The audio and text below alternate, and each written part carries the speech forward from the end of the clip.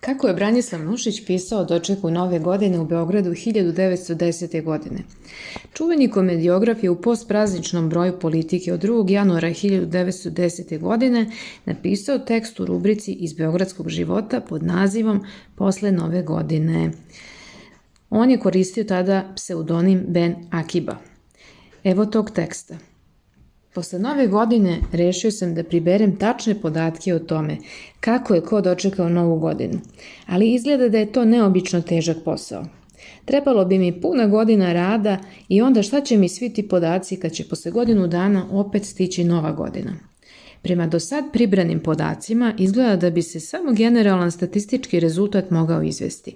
Tako, na primjer, izgleda da je 40% stanovništva beogradskog dočekalo Novu godinu uz čašu vina, od kojih polovina, kad je kucnulo 12, nisu nikako mogli da nađu usta svojih prijatelja sa kojima su se hteli pri čestitanju poljubiti. 20%, međutim, dočekalo je Novu godinu držeći karte u rukama. To su oni koji hoće da vide sa kakvom će srećom dočekati Novu godinu. Među ovima je bilo bar polovina koji su tačno u 12 sati, kada je na Sabornoj crkvi otkucavalo 12, pljunulo u svoj džep i time pljunulo i na svoju sudbinu. 30 od 100 beogradskog građanstva dočekalo je Novu godinu na zabavama i igrankama. I od ovih 30%, bar je 10% u momentu kada je na Sabornoj crkvi izbijala ponoć izjavljivalo ljubav. Za jednim od ovih izjavljivača čak sam čuo ovu sitnicu. To je bilo na zabavi u građanskoj kasini. On se još s večeri počeo da vrzma oko jedne devojke i 3 puta je pokušao, 2 puta pri valceru, a 3. put pri kvadrilu da joj izjavi ljubav, ali nikako nije imao kuraži. Najzad kad se već približavala ponoć, on se reši da što pre pristupi izjavi. Ako propadne, neka propadne u staroj godini, a ne da mu to bude prvi neuspeh u novoj godini. I taman je kazao prvu slatku reč i taman je vinuo da kaže šta mu na srcu leži, a na crkvi izbi 12.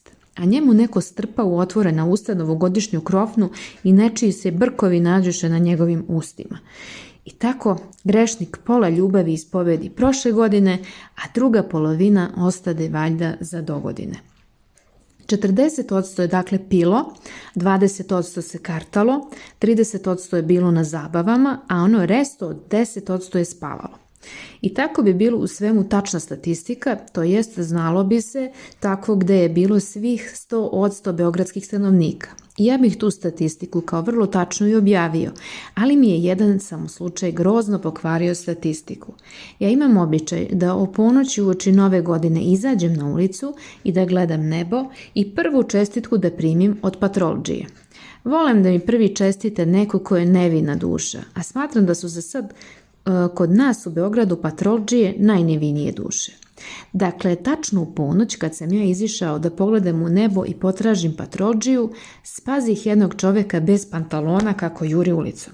Gospode Bože, da li taj čovek juri kome da čestita Novu godinu ili bega od nekoga koji njega juri da mu čestita Novu godinu?